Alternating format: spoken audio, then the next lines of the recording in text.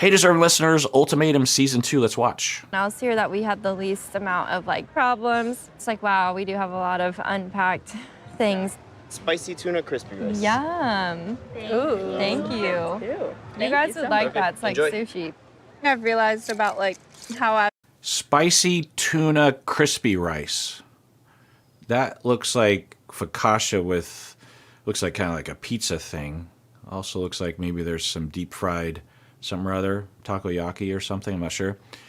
But, what's it? Spicy tuna crispy rice. Huh, I don't see that. I want to see it.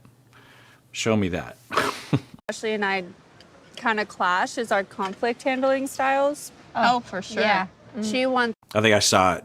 I think it's like a roll, kind of an American style sushi roll that has all the sauces and the deep fried and stuff. It kind of, yeah. And that can be grubbing. As a Japanese person, you know, I hate it when people will police certain things. Like, you can't do that to sushi. It's just like, it's just food. Calm down.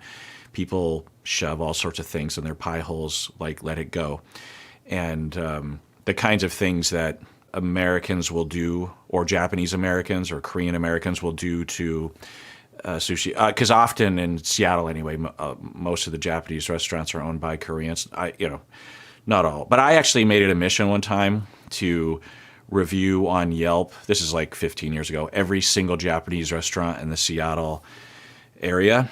And I got up to like 150 Japanese restaurants. And most of them, at least the contemporarily started Japanese restaurants, were by Korean. Anyway, so it kind of looked like that.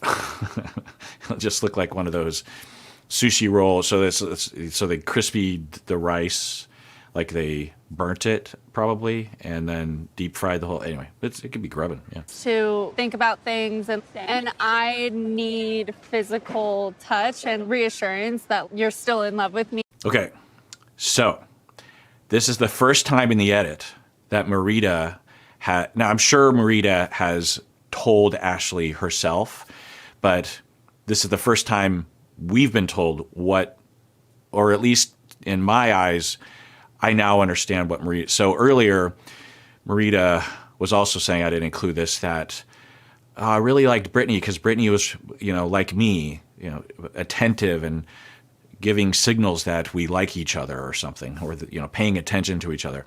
And I was like, oh, okay, that's the first time I've actually heard a concrete, or at least something that I basically understand what Marita. Because, the beginning it was, this relationship is empty.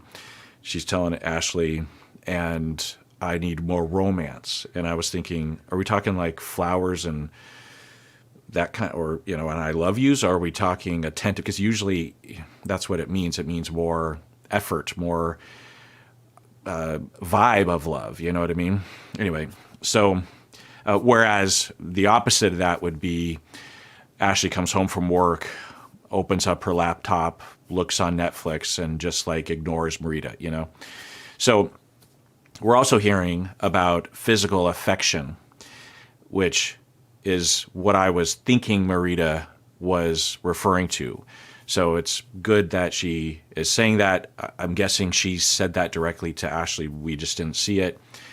And it's good that Marita is hearing that.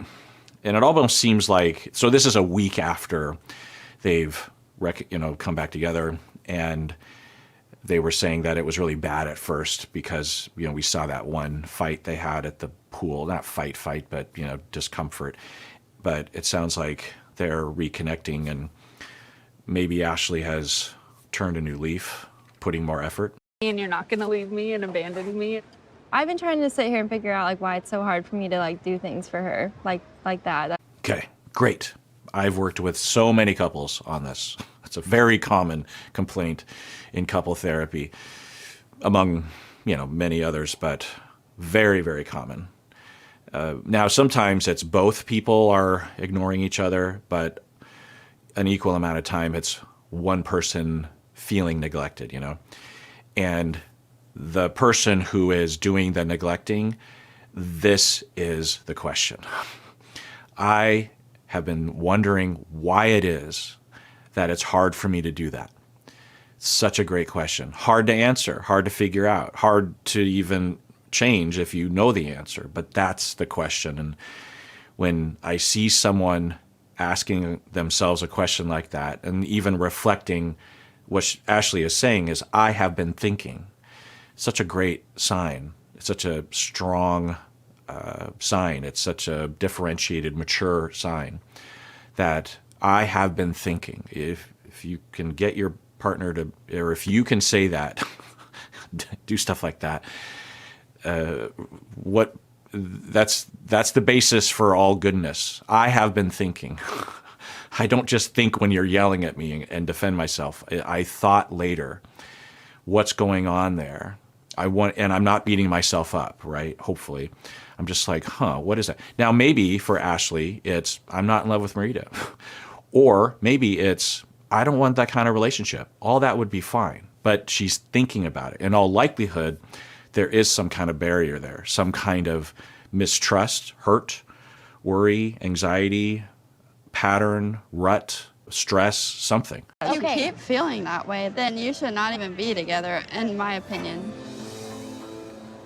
There's issues going on with both of you, and until you both get on the same page, it's just never gonna work. Why say declarative statements like that? I mean, the friends know them better than I do, but I don't. They have a very typical friend position, especially, I'm guessing, if they've heard complaints from the two of them, and especially since the two of them have only been together for like a year, right? Or no, they've been together 3 years. So I guess that's a while. But it's such a, if you're ever in this position and you're a friend and you're listening to a friend talk about this, avoid this pitfall of making declarative statements. You don't know shit. I'm a couple therapist. Couples come to me and we'll have way worse problems than this, and we'll stay together for the rest of their lives. I have the opportunity to actually assess these things and get into it with people. A couple hours a week, or at least an hour a week, and a concentrated time. And after a couple years of really getting to know them, I have a pretty strong, deep conceptualization of them. And yet I know from experience, I have no idea the viability of the long-term nature of their relationship, because love is beyond that. Decisions to be in a relationship are beyond that. People have broken up for much less than this, and people have stayed together with much worse than this. And from the outside, you can't say shit about that because you don't know shit. And it's not helpful. And when you're in a relationship and you hear stuff like this, it doesn't help. It's alienating. Even if it's true, it can feel simple-minded, right? Like, okay, you don't know the whole story. You're kind of right, but you're basing it so you want us to break up? From my perspective, not from my perspective, but given what I know, I think there's a good chance that, particularly the way they're talking right now, that they're on the upswing, that Marita is like seeing signs, hearing Ashley question these. I wonder why. That Marita's like, okay, that was what I was asking for. This ultimatum thing clarified things for the two of us. I found some relief and some validation for myself because with Brittany, I did get that kind of attention, and I'm not crazy. And Ashley is just like, yeah, maybe there is something there. It's kind of good to get that space. And so I think the two of them, if anything, are thinking optimistic about the future, maybe not extremely. So to come in hard and be like, you guys are doomed. And Ashley, if you were asking that question, then you guys are doomed. It's just like even if that's true, it's not usually helpful. We're trying to get on the same page, and we have in the past 3 days, which has been good. We've finally had good days, just showing up for each other. Right. So now the couple is faced with defending themselves, both as a team, against these two. And I know you guys real. love each other. There's no doubt in my mind that you don't both love each other. Mm-hmm. That's not it. I just think that We're two different people that handle things differently. Why are you arguing with them? You come out strong and say you're doomed, you should break up, essentially, is the vibe, right? And then the two of them are like, well, no, the past week we've actually been improved. Things are getting a little better. And then they're just like, yeah, I hear that you're loved, but your relationship really sucks. So you just let it go. Why do you need to be smart about that? Why do you need it to happen? It's just, I've thought about this for decades, and I'm pretty sure it all boils down to, we don't like when things are out of order. We don't like chaos. We don't like to hear about people complaining. We don't like seeing people hurt, right? And we have this extremely simplistic answer to that question of, well, just break up, just eliminate it's the same when people complain about their job, and you hear it over and over again, and you're just like, well, just quit. And it's like, well, no shit, Sherlock. Thanks for that. You mean I can quit is that even possible? Has anyone ever quit a job? Oh my God, thank you for illuminating me to this obvious pathway that I just had no idea about. Like, I could quit. You're saying I could break up with her? How did you say break up? How do you spell that? I'll have to Google it. Breaking up. Huh. Thanks. It makes people feel stupid because you're treating people like they're children, and it's not helpful. Even if that's what they're headed towards, just listen, be there, or talk. You can say something like, well, from my perspective, like if you're talking with Marita and Ashley isn't there, it's like, well, from my perspective, it kind of seems like the two of you have some major incompatibilities, but I don't know. I'll say that sometimes to friends, if in a pinch. But anyway, it's like you're arguing with the two of them. Stop arguing with the two of them. Currently, yeah, because you want to feel how you want to feel in a relationship, and and if it's forever, then don't accept anything less than exactly what you want. Yeah. I feel like you guys have kind of been going circle, circle, circle. Sometimes you do have to be selfish after so long. The two of them are like, yeah, okay. Now, yeah, maybe they're right, but you're arguing with them. They're defending, both of them, Marita included. And now, maybe the two friends have heard from Marita off camera that Marita wants the two of them to, I don't know. But I'm just reacting to all the other times that I've seen this in my personal life, but also on reality TV. I've never seen a happy married couple in my immediate life. I've never had just like a role model. When I was growing up, after my grandma passed, I lived with my uncle and his girlfriend. She would use me to help crack his passwords on the computer so that she could find out if he's like cheating. The cops were at our house every day. Oh, wow. Okay. So we're hearing more details about Mel's childhood. And yeah, we knew that she has been living on her own since she was 16, and she's cut off from her family of origin. So in that quick description, we're getting a lot of details. She was saying that I think she was being eventually raised by her grandmother. And then when her grandmother died, she didn't go back to her parents. She went to live with her uncle. Let's rewind that. Well, in my immediate life, I've never had just like a role model. When I was growing up, after my grandma passed, I lived with my uncle. Right. So after my grandma passed, I lived with my uncle and girlfriend. Now, maybe her parents died. That could be a possibility, but I think we would have heard that. Who knows?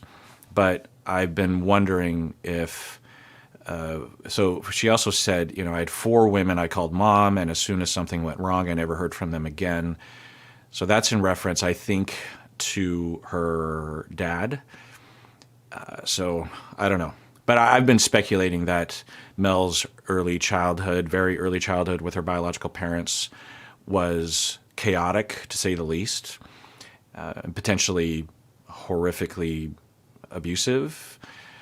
Could be. I mean, given that scenario, it wouldn't be surprising. It's actually much more common. The kind of horrific abuse stories that you might know of and heard of are way more common than people typically know. which makes sense because so few people are allowed to talk about it. So few people want to hear about it, so it's in casual conversation at work, it's considered impolite or trauma dumping to mention your history, even if you're just doing so in passing. So people become invisibilized in that way and stigmatized. And so it's just not out there, but it's way more common. Take it from me as a therapist. Now I have a select sort of person that comes to me, but I've heard so many stories from people of all walks of life, of all levels of functioning, to tell you that horrible abuse is happening and is happening right at this very second. There are children in your neighborhood that are being horrifically abused in various different ways. It's happening, and it's upsetting. And I'm not saying that to be sensational. I'm not saying it to scare you. I'm not saying it to depress you. I'm telling you because it's the reality. It's one of the things that all therapists reckon with at some point. I don't know what you call it, the reality of humans, the trauma cycles that go through the generations, the way in which you could see someone, you could have a friend, you could have a coworker, you could have even a sibling, I suppose, that's in a marriage that's abusive, and you would never know. People don't walk around with big black eyes all the time indicating that they're being harmed at home. So anyway, Mel's story is sounding kind of like that. But anyway, she's saying she doesn't have a role model. And then she went to live with uncle and his girlfriend, and then the cops are called all the time because of intimate partner violence. So yeah, she's had some pretty bad role models. If anything, you could say that Mel has done very well, given that she hasn't followed in those footsteps. His girlfriend, she would use me to help crack his passwords on the computer so that she could find out if he's cheating. Yeah, and to bring a child into that, right? Just why would you do that? To make a child even aware of what's happening, let alone to use a child, triangulate a child, it's so horrible. The cops were at our house every day because they were physically getting into it with each other. My home life was very tumultuous. Yeah. I don't know how well this is going over with Marie at this point.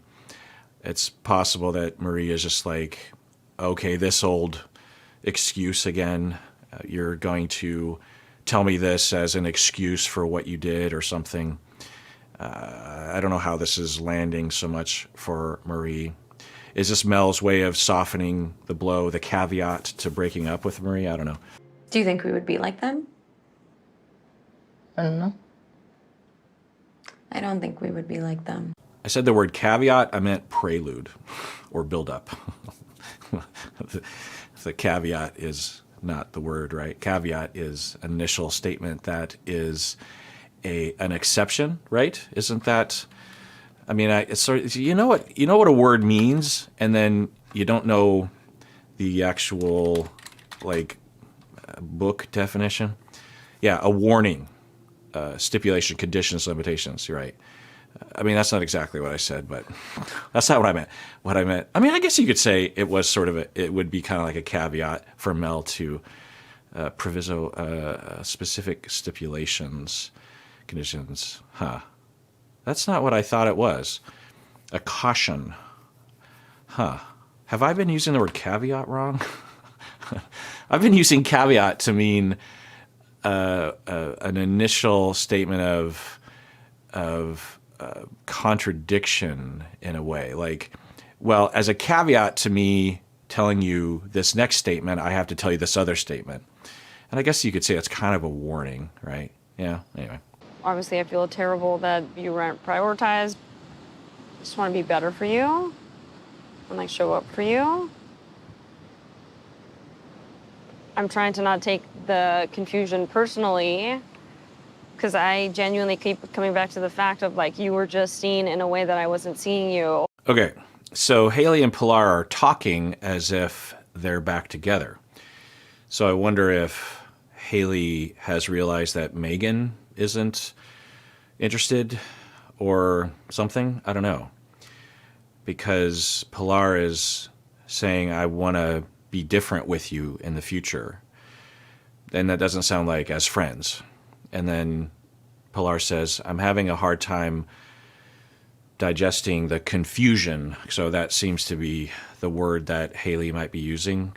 I was confused when I was with Megan, which I wouldn't consider that to be a non-viable conceptualization or narrative. Swept up in the moment or the process of being on the show, it's just a whirlwind. So it sounds like they're back together. I don't know. It's hard to just have like the one side of trying to put things together about like why things happened, how things happened. Was it real? Was it not? Yeah, I think that's what we're hearing. Haley, I think, is saying it's hard to put things together one-sidedly, meaning I haven't talked to Megan or I don't know what Megan is feeling or thinking. So I'm left to figure out, was it real, was it not, just in the absence of hearing from Megan or something? Pilar and I went out to a club, and while we're there, we see Megan and Dana, and it's the first time that I'm seeing Megan in public. Megan didn't even look at me. And then on a whim, I heard a song that I liked. Okay, interesting. So they ran into them out, which makes me wonder, had Haley and Megan talked about what they were going to do post the, what do they call it? The changeover? It sounds like they didn't have a conversation. Or maybe the show, I could see the show actually not forcing, but having the format that they are supposed to be back with their original person, at least for a while. Right. Yeah, I bet you that's why they hadn't talked. Because it'd be weird that Haley and Megan hadn't talked after they expressed how much they loved each other. And so it sounds like they were both on the unspoken or the spoken agreement in line with the show's schedule that they would be back together perhaps at the ultimatum scene. I think I'm trying to think if they had this terminology in the last season, but I think they're referring to the ultimatum in the Ultimatum show as that final episode scene where they have rings and get down on one knee and that kind of stuff. So for the two of them, so for Haley, I think what she was thinking was, well, Megan is back with Dana, breaking up with Dana, and I'm here wrapping things up with Pilar, and then I'll get together, and then they run into each other. So it's another scenario where they're not, well, maybe Haley and Megan talked, but another scenario where they run into each other. And it just seems like, oh, there's Megan, let's go. Not that I hate Megan, but it's just like we're in a scenario where with this artificial line, and this is, or the very, even if Megan and Haley were going to be together, well, Dana's the Pilar, so let's not do this right now. So it sounds like they stayed. And I just sent it off to Megan, and then Megan was like, hey, I think that we need to cut all contact. Not a good feeling. Okay, so is that Haley or is that Megan saying that we need to follow the process, or I'm drawing a boundary because I'm still kind of wrapping things up with Dana? You would think she would say that in the moment. But yeah, this is, if we just go off of the most likely scenario, or at least the way it kind of looks, is that Megan just turned on a dime and is treating Haley poorly, right? It sounds like, well, let's rewind that because I think this is going to be important. I'm guessing it'll come up later. We're there, we see Megan and Dana, and it's the first time that I'm seeing Megan in public. Megan didn't even look at me. Okay, so that first detail, I'm guessing Haley wouldn't say that unless Haley knew or highly suspected that Megan knew that Haley was in the room, and Megan was avoiding eye contact. We can't know what that would mean. It could mean a lot of different things, but then it sounds like Haley actually reached out to Megan. And then on a whim, I heard a song that I liked, and I just sent it off to Megan, and then Megan was like, hey, I think that we need to like cut all contact. Okay, sent it off. I'm guessing it's a text. And then Megan gets back and says, I think we need to cut all contact. If there was more said in the text, then that would help flesh things out. But if that's the gist of it, then yikes. Right? Because essentially what Megan is doing is breaking up with Haley. That's the way it would feel. It might seem kind of funny, right? Because especially since we're seeing behind the scenes that Haley isn't privy to. But from Haley's perspective, she's like, oh my God, I just fell in love. And we've been having all this wonderful, intimate connection and sex times. And are we going to do this? Haley, Megan, you and me, we're going to do. And then, and I'm sure they had conversations more than that, right? Okay, so you're going to break up. Okay, I'll break. Okay, we got a lot of talking to do. And then they follow the format of the show, and they're spending time with their person, breaking up with them, knowing that Haley, from Haley's perspective, it's like, okay, well then, but Megan and I, we're in love. This is like different. Haley hasn't said this, I think, to not put it in Pilar's face, but presumably Haley is thinking this is way better than it was with Pilar. Megan is way better, and we are way better. And I can't wait to, falling in love. So then bumps into her in public, and at first Haley is probably not falling into that trap that Megan was, of like seeing Dana across the pool and drawing, negative conclusions, not as jumping to conclusions. So Haley's, she's not freaking out, but she's like, oh, she's not really looking at me. But Haley is probably thinking, but, we're in love. She loves me. She's in love with me. I'm in love with her. There's the love of my life, but we're following the format of the show. And then has a couple drinks and says, oh, I just, you're in love. So you shoot off a text, and then you get something like this back. Just imagine so now Haley's like, wait, what happened? Was she in love with, she said she was in love with me. Was that a confusion? What's happening? Not a good feeling. So you spend 3 weeks with someone and develop feelings for them, and then you're not allowed to talk to them. Now, this could be a reference to the format of the show, so we need to hear from Megan. But it's possible that Megan's like, no, I'm still in love with Haley, but it's just too confusing right now, or I need to follow the format of the show, or something. So maybe that's what we're hearing. That is confusing. There is inherently unfinished business. It almost seems like a bad way to format the show, because Haley and Megan seemingly were legit in love, so much so that Haley immediately breaks up with Pilar, right? And that was hard. So to have them, now you would say, well, if they're really in love, they'd be able to withstand the contact with their former partner, at least for a week or two. But I don't know, that might be a lot to ask of initial love. There's a scenario where Megan is absolutely still in love with Haley, but Megan's confused or saying, I think we need to cut off contact until we have the ultimatum. But you would think if Megan was still of mind toward Haley, she'd say, I still love you. Let's talk though, and we'll spend the rest of our lives together. So you would imagine if Megan still felt that way, she would at least want to say something like that, right? So, it almost seems like the relationships are doomed. But I feel like we saw a bit of that in the last season, right?